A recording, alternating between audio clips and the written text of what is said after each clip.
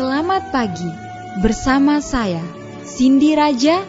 Mari awali aktivitas dan pelayanan Anda melalui renungan pagi bersama Allah di waktu fajar.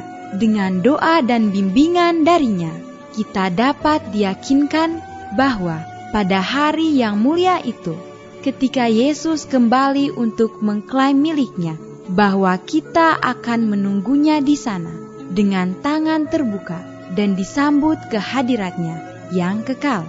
Ditulis oleh Ellen G. White bersama Pendeta Denny Kanajo. Selamat mendengarkan. Shalom, selamat pagi para pendengar yang diberkati oleh Tuhan dimanapun Anda berada saat ini. Kita akan sama-sama mendengarkan firman Tuhan melalui audio renungan pagi pada tanggal 17 Agustus 2022 dengan judul Saya Mengakui Engkau Mengampuni. Sebelum kita melanjutkan bacaan renungan kita pada pagi hari ini, kembali saya mengajak semua para pendengar yang setia untuk berdoa bersama-sama.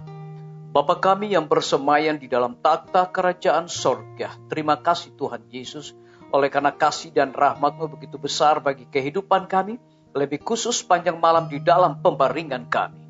Hingga tiba di pagi hari ini Tuhan, kami bangun dengan tubuh sehat dan segar.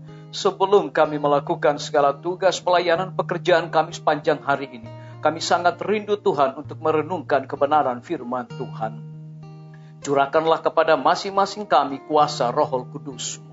Terima kasih Tuhan Yesus, ampuni kami Bapa, karena kami sudah berdoa hanya di dalam nama Tuhan dan Juru Selamat kami. Amin. Ayat inti kita terambil di dalam Mazmur 32 ayat yang kelima. Demikian firman Tuhan. Dosaku kuberitahukan kepadamu dan kesalahanku tidaklah aku sembunyikan. Aku berkata, aku akan mengaku kepada Tuhan pelanggaran-pelanggaranku dan Engkau mengampuni kesalahan karena dosaku. Mari kita ikuti penjelasannya. Bagi mereka yang menginsafi dosa dan diberkati dengan suatu perasaan ketidaklayakan mereka, maka ada pelajaran iman dan keberanian dalam tulisan ini. Alkitab tidak mengungkapkan dengan setia akan akibat kemurtadan Israel, tetapi itu juga menonjolkan kerendahan hati yang mendalam dan pertobatan, pengabdian yang sungguh-sungguh, dan pengorbanan yang berdasarkan kemurahan hati yang menandai saat-saat mereka kembali kepada Tuhan. Setiap pengalihan yang sejati kepada Tuhan mendatangkan kesukaan yang tenang ke dalam kehidupan. Bila mana seorang berdosa menyerah kepada pengaruh Roh Kudus, ia melihat kesalahan dan kenajisannya sendiri yang bertentangan dengan kesucian penyelidik hati yang besar itu. Ia melihat dirinya sendiri dituduh sebagai seorang yang durhaka, tetapi ia tidak demikian. Oleh karena hal ini membuka jalan kepada kekecewaan, karena pengampunannya telah disediakan Bapa di sorga yang mengampuni itu. Kemuliaan Allah lah yang memagari orang-orang berdosa yang bertobat di dalam tangan kasih-Nya, untuk membalut luka mereka, untuk membersihkan mereka dari dosa, dan untuk menyelimuti mereka dengan jubah keselamatan. Disalin dari buku Alfa dan Omega, jilid 4, halaman 255 sampai 256. Mazmur Daud mencakup segala macam pengalaman, mulai dari dalamnya kesalahan yang disadari, dari hukuman yang dijatuhkan oleh diri sendiri sampai kepada iman yang paling agung dan hubungan yang amat luhur dengan Allah. Catatan hidupnya menyatakan bahwa dosa hanya akan mendatangkan kutuk dan kehinaan kepada jurang yang paling dalam, bahwa iman akan mengangkat jiwa yang bertobat untuk ambil bagian dalam pengangkatan sebagai anak-anak Allah. Dari segala jaminan yang terkandung di dalam firman-Nya, itu merupakan salah satu kesaksian yang paling kuat akan kesetiaan, keadilan, dan perjanjian rahmat Allah. Disalin dari buku Alfa dan Omega, jilid 2, halaman 430. Biarlah pembacaan renungan kita saat ini akan menjadi berkat bagi kita semua. Mari kita tunduk kepala dan kita berdoa. Bapa di sorga, terima kasih Tuhan, oleh karena firman-Mu di pagi hari ini mendatangkan sukacita, berkat, dan pengharapan bagi masing-masing kami. Lebih daripada itu memberikan satu penekanan khusus bagi mereka yang menginsafi dosa dan diberkati dengan suatu perasaan ketidaklayakan mereka. maka ada pelajaran iman dan keberanian dalam tulisan ini.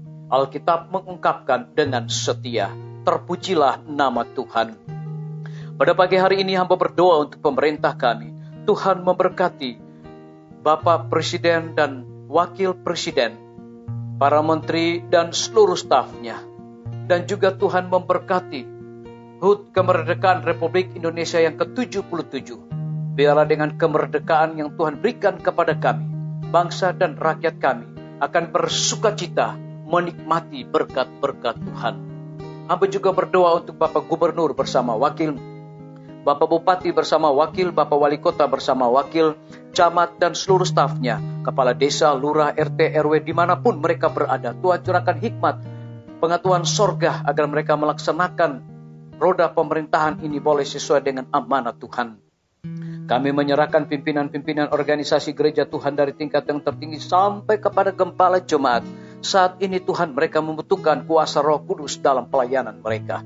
Kami juga berdoa Tuhan untuk guru-guru, kepala sekolah, setiap siswa, mahasiswa, dosen di setiap lembaga pendidikan. Curahkan hikmat pengetahuan sorga untuk mereka mendidik anak-anak untuk memiliki karakter Yesus Kristus.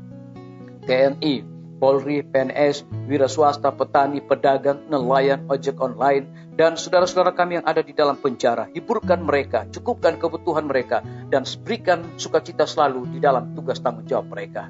Kami juga berdoa untuk para tim medis. Tuhan berkati dokter, perawat, bidan, semua para pekerja kesehatan yang sedang melayani di setiap rumah sakit, bahkan puskesmas dan juga pustu.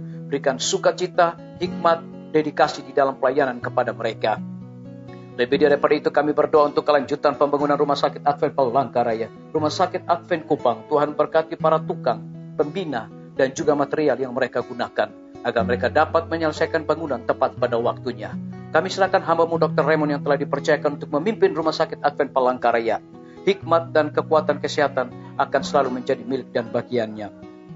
Para pendengar yang setia yang berulang tahun saat ini juga Tuhan memberkati, agar dengan bertambahnya usia, mereka juga selalu bersukacita dan melayani Tuhan senantiasa.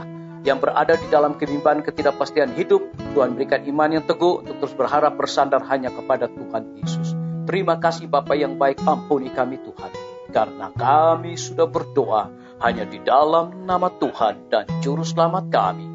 Amin. Sampai jumpa. Tuhan Yesus memberkati kita semua.